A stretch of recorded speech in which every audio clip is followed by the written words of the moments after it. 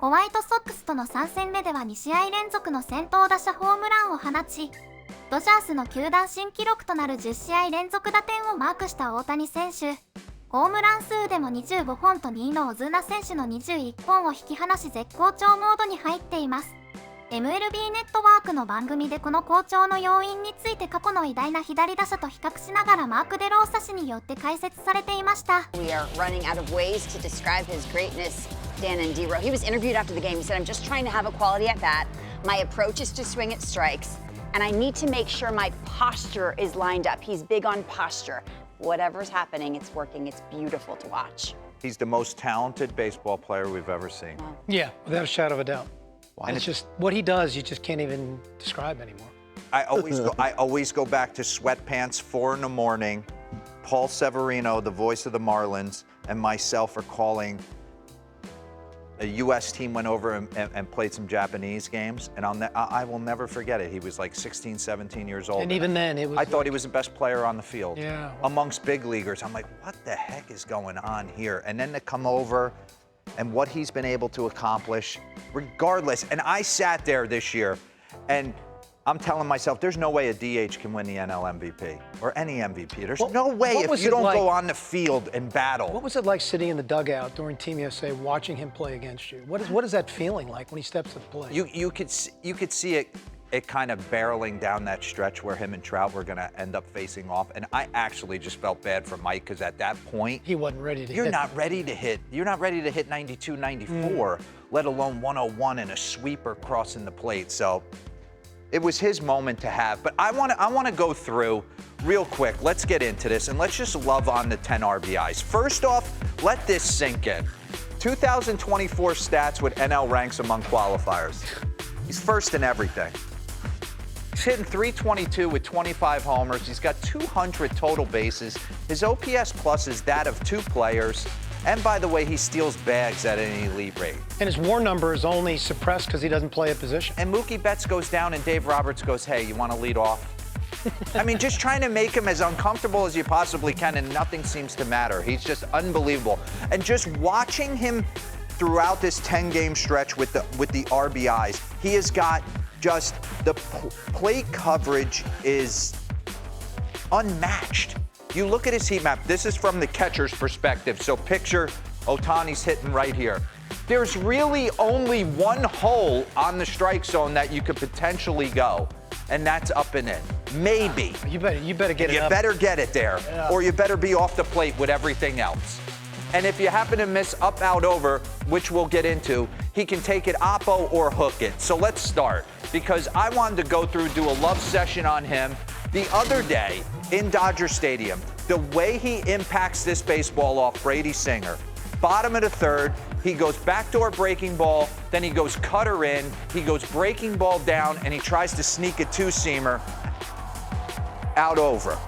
And he hits it like a right-handed pull hitter. Look at oppo.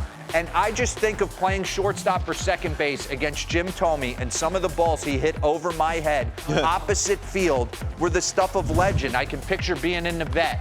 And then one at-bat leads to the next. He showed him that backdoor breaking ball, and if you miss a spot in your next AB, he's able to turn on that. And when I see him take breaking balls pole side, I think of Carlos Delgado back in the Rogers Center. Just sitting there and leaning on off-speed stuff consistently. Look at that bat flip back in the day. North of the border going north of 40. Big time power. He's encompassing some of the great power hitters that I had a chance to play against. And then here, just Cal Quantrill. I'm going to need you to back up home plate. I don't need a second cutoff man in the middle of the diamond right there. And then roasting balls the other way with the bases loaded. He's in complete command of all the at-bats, and he's got everything covered, Dan. Show me some homers to dead center off lefties. Austin Gomber, breaking ball, middle of the plate, 2-0 count. It's just jaw-dropping. It's just incredible. It's almost to a point now, does he get the Bonds treatment? Ty Black, 89, middle cut. He's just always under control at the plate. He never overswings. He simplified his swing. Here he is against Matt Moore, bottom of the 5th, dead center. These are just bombs. bombs to places that in Dodger Stadium that left-handers don't go except Adam Dunn. Yeah. Right? You're talking about three of the most prolific home run hitters in the history of the game all rolled into one player. This dude could absolutely hit tanks He could. to dead center. He was unbelievable. And then I want to see a little Bonds left on left. Is that Dan Plesac? Let's take him for a ride into the pool. Over the pool. And you heard the other day, lefties we had David Dahl. We had David Dahl. He talked about liking to face lefties in BP because they keep your front shoulder in. Run this. Yeah, look at that. It's perfect. Just perfect balance. Head position. I mean, it's just crazy. Doesn't matter what uniform they throw on him. Zach Plesac, 2-0 changeup. He just never gets fooled. When you say balance, you're 100% accurate. He's always on time.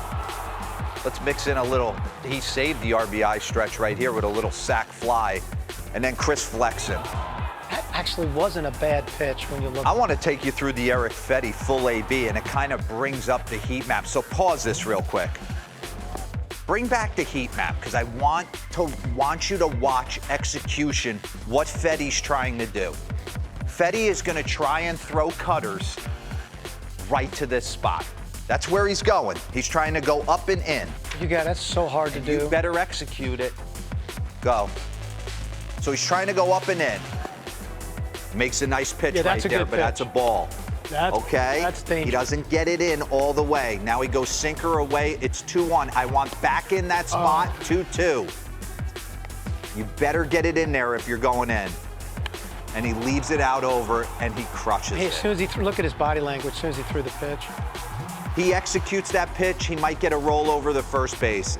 Without it, I watched Mark Teixeira hook more baseballs that were leaking out over the plate, pull side for homers in Texas when he went 44 and 134 in 2005 sitting there.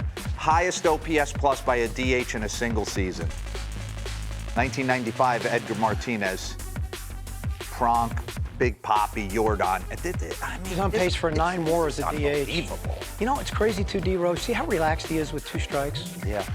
Like most hitters, when they get to 2 strikes, it's like, oh man, this can be a battle here. He looks like he's just hitting in a 2-0 count. And he's a top 10 pitcher in the game when he's all while rehabbing his arm. Yeah. God, it honestly doesn't make sense that he could be that dominant. Yeah, we are truly, everybody has to appreciate, we're truly watching something so special that we may never see again in the game. Yeah, it's unbelievable. And yeah, you're right. You mentioned it, D-Row. He could play in the outfield. He could play center field. Guarantee you he could pretty much do whatever he wants. It is unbelievable. あのヒートマップによって相手ピッチャーにとって投げるゾーンがほぼなく苦労しており、いかに大谷選手がその失投を逃さないか伝わってきました。過去の偉大なバッターが凝縮されたようだと大谷選手の能力がいかに高いか改めて感じます。次はジャイアンツとロードでの3連戦。連続試合打点の更新と3試合連続先頭打者ホームランを期待します。